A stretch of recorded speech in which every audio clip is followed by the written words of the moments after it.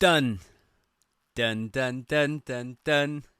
Dun, dun, dun, dun, dun. No, I'm not going to do the whole thing, but Chelsea are back. Because Sunday, 4:30pm, Stamford Bridge. It's the battle of the rule breakers, as I like to call it. No, I'm only joking. Not about City. They do break the rules. We just very gently bend them into perfect little loopholes, some might say, ready for us to jump through. Anyway, Sunday is when we find out just how good this Enzo Maresca Chelsea side is when it actually matters. And I get it. Pre-season hasn't been great results-wise, has it? But there have been positives to come from pre-season, and I did think that our display against Inter Milan was a lot better, especially from a defensive point of view. And there could be a few reasons for that, couldn't there? There could be the potential that Enzo Maresca is now really starting to work out the players that he has in that defence and how to organise them. It could just be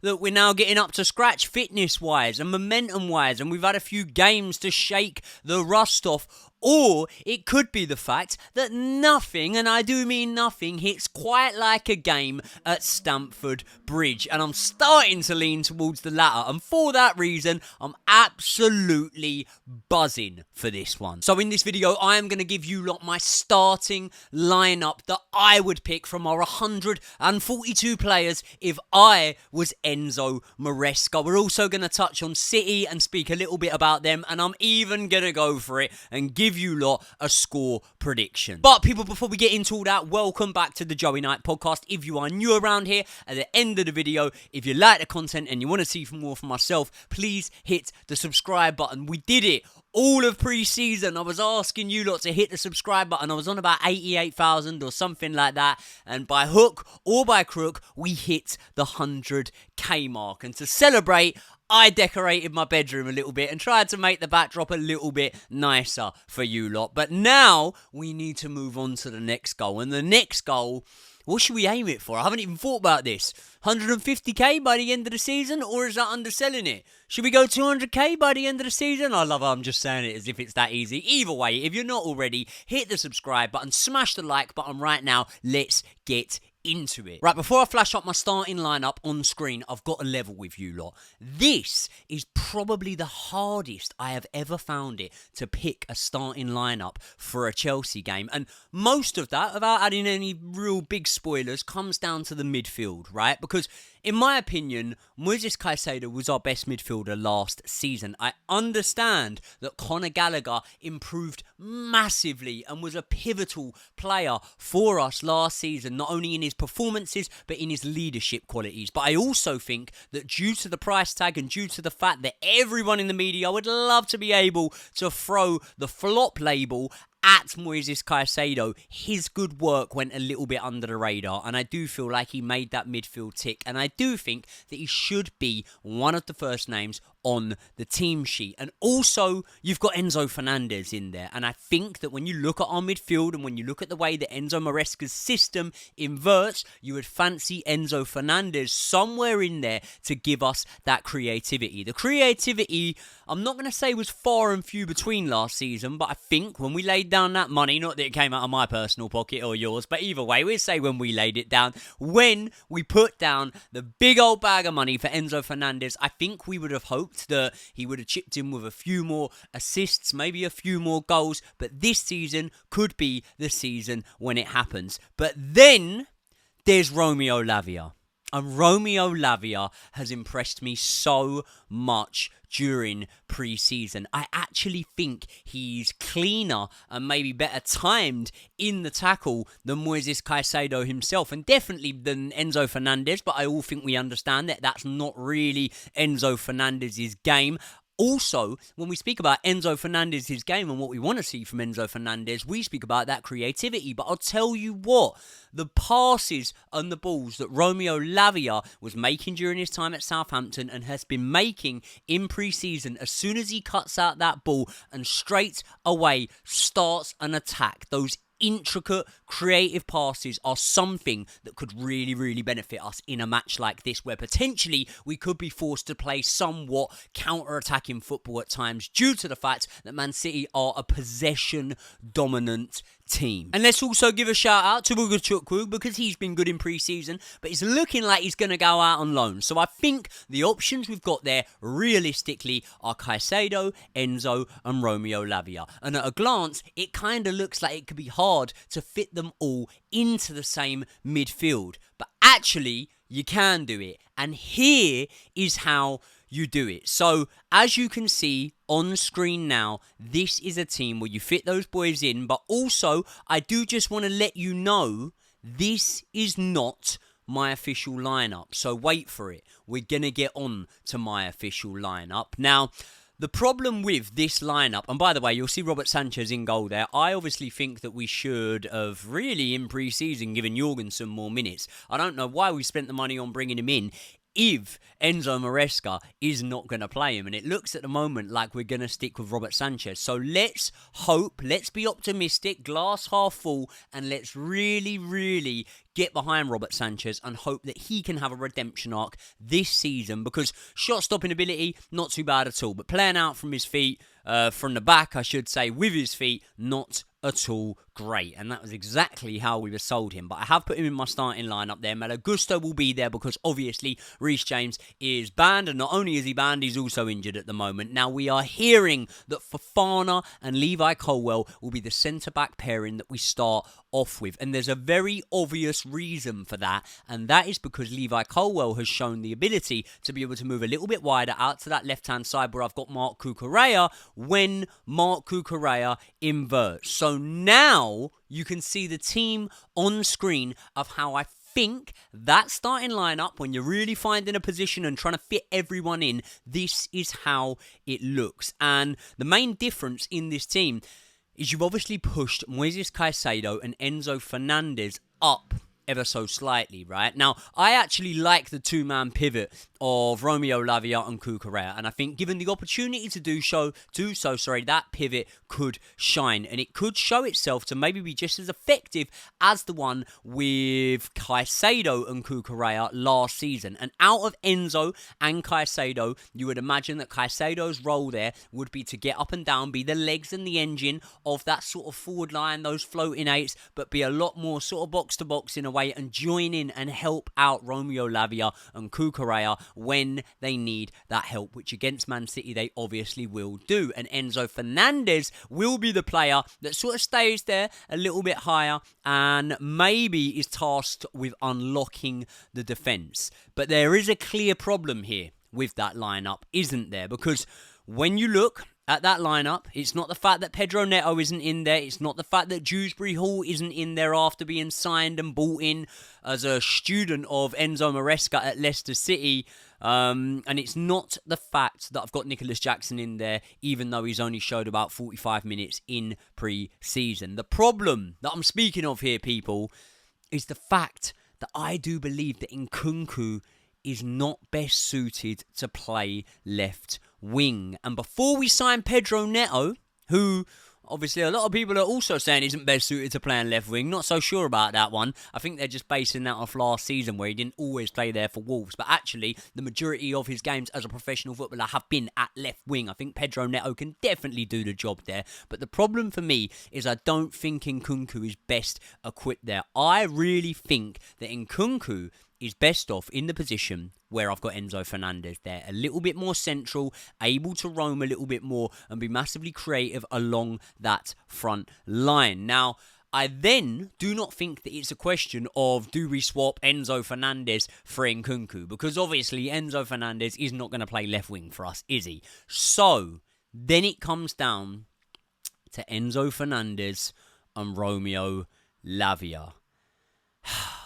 It's a real pick'em. It is a real pick'em between these two.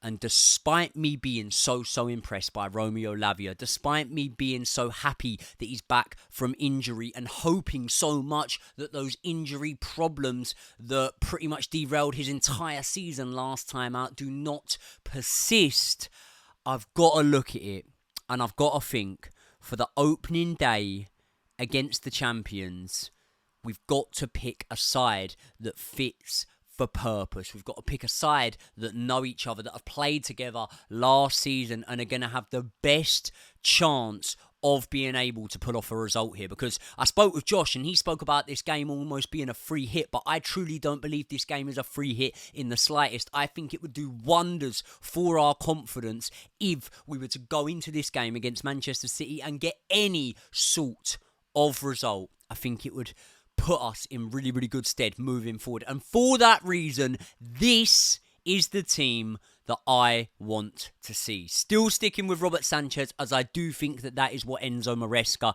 is going to do. The backline is unchanged. Enzo Fernandez and Caicedo with Nkunku in front of them. Palmer on the right. Jackson through the middle with Raheem Sterling off the left. And that does obviously mean that Romeo Lavia drops out and offers us some much needed quality from the bench in the second half. Nkunku comes a little bit more central and we roll the dice on Raheem Sterling. Now, if you look at the matches against Manchester City last season, one of them, Raheem Sterling was the man of the match. The reverse fixture away at the Etihad, he scored the goal, and that actually came at a time when he was a little bit out of favour with Chelsea fans. So I do think you've got to look at it and think, okay, maybe you're a big game player. Maybe you're going to turn up in this game. And also, when you look at pre-season, he has been really, really good. And he has been one of the players that I feel has fitted as seamlessly into the Enzo Maresca system as possible, as well as Nkunku, obviously, and a few others. He did really look class in those games. However, this lineup is Enzo Maresca's preferred system. I'm not necessarily saying it's his preferred lineup, but this is his preferred system, and this is why I say we would be somewhat rolling the dice with Raheem Sterling, because Raheem Sterling is looking best in pre-season in the games where he doesn't have much defensive responsibility, you know. I never thought I would see Raheem Sterling and Nkunku so close to each other on a pitch and it would work, but it actually does. In pre-season, what I was seeing, it does work. A lot of build-up play between the two. They were linking up well. They look like two of our more experienced players, but the reason I say it's rolling the dice is this system obviously comes when Chelsea are quite dominant in games, and I don't know whether we are going to be that dominant against Manchester City. I think we might be a little bit more counter-attacking, and then maybe you might pick someone else there on that left wing. But ultimately, who do we really go for?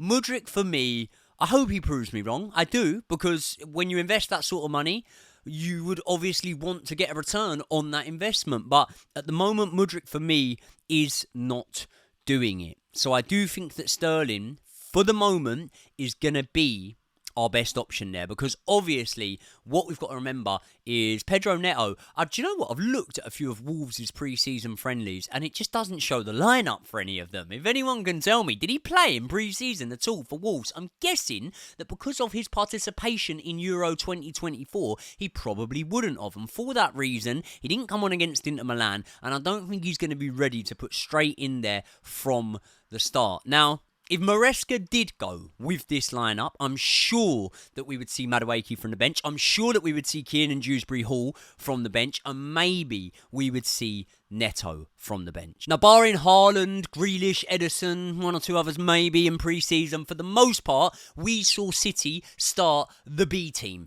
in pre-season, didn't we? Because so many of their players were out at international tournaments and they needed a holiday, they needed a bit of time to come back and whatnot. But then we saw the Community Shield, and we did see appearances from the likes of Kevin De Bruyne and Bernardo Silva off of the bench, but we were still missing a lot of players from that Manchester City lineup. Foden, Stones, Kyle Walker, Rodri, they all missed the Community Shield. So is Pep Guardiola going to really, really gamble in this match and just chuck those boys in there and trust their fitness? It's a week ago, or it'll be a week ago by the time it'll be 8 days ago by the time that we play City, that they played in the Community Shield. But I don't know whether Pep will throw caution to the wind like that. Is he even throwing caution to the wind? I don't know. Maybe we might see one or two of them, but maybe we don't see any of them. And I don't know. If I'm being completely honest, I can't say that it doesn't weaken City to not have those lot on the pitch, despite the fact that they didn't have them on the pitch in pre-season and they still ran out 4-2 winners over us. I would say that is a massive benefit and a much needed and much necessary benefit for Chelsea if we can manage to face off against City without them having the likes of Rodri and the other players that I just named in that starting lineup. So I'm really hopeful that those boys don't start the game. And if they don't, which I'm fairly confident they won't, that, ladies and gentlemen, is the reason I am backing a 5-0 Chelsea win here. Now, I'm joking. I'd take any kind of win, to be honest. And do you know what? Maybe it's a sign of the times that Chelsea have fallen a little bit, but I'd take a draw. I'd be really happy with a draw. Do you know what? We drew on the opening day against Liverpool, didn't we? Of last season. And I looked at that and I was like, right, okay, we were nervy and getting cut apart for the first 25 minutes, half hour, but then we really grew into the game and we had the better of the game, and actually we had the ball in the net a couple of times. I think Chile had one ruled out. So I was very confident after that draw with Liverpool going forward. Then we know what happened next. The 3-1 loss to West Ham and whatnot. Patchy form up and down. I think it was a win against Burnley, was it? Or Luton at the Bridge. Then it was Nottingham Forest and we drew that one. Then we drew against Bournemouth and we were a bit shit for a while. So maybe it doesn't mean all that much. But I do think that even a 1-1 draw against Manchester City would be something I'm happy with. So without sounding too pessimistic and without sounding downbeat, maybe I would take a draw in this one, and that's why I am going to predict a 1-1 draw in this game. Now, Enzo Maresca obviously knows the Man City squad better, you would imagine, than any squad in the Premier League that he's going to come up against, barring Leicester. So, therefore, even if they do have some of the star names out, maybe Enzo Maresca will have a more detailed insight on some of those players that do play than another manager would have that hasn't worked in the system at Manchester City. But ultimately, we're just going to have to see what happens, man. The opening day of the Premier League always does throw up a few surprises, and I really hope that this is one of them, because if Chelsea were to beat City, I do think it would be a surprise, but what it also would be is a statement of intent. It would be the perfect way to start a Premier League season, and I would be absolutely buzzing if we can get it done. Please, can we get this done? People, I really want to know your thoughts. Tomorrow, by the way, which will be Sunday morning, I will be dropping my Chelsea season predictions, and that video will include ones to watch. It'll include most important player, biggest letdown, league finish, Conference League and Cup outcomes, finishes, how far we get in them, basically. There'll be loads of stuff. There'll be loads of stuff because you lot have got on Instagram and you've put some suggestions for some of the categories into me, and some of them are really good. So what I'll do is I'll make sure that I cover, I think I'm going to pick about 5 of them, and I'll credit you as well as covering them. I'll read out your handle or something like that. And also, straight away after the Man City game on Sunday evening, which means it's going to be a double upload day, I am going to get in the studio with the big dog, Mr. Josh Aveste. So we will be reacting to the match, and it will be out that evening. It will be a couple of hours after the game, but I'm sure you can wait. You'd rather it as me and Josh than just me on my own. As lovely as my backdrop looks, I'm not going to say me, but I do look quite good. I was actually in the Barbers earlier. I guess it was in the Barbers next to me, Levi Colwell. There you go. See? A little bit of trivia for you. People, let me know your thoughts. Smash the like on the video. Hit the subscribe. God, I couldn't get that out. Hit the subscribe if you're not already. And I will see you all in the next one.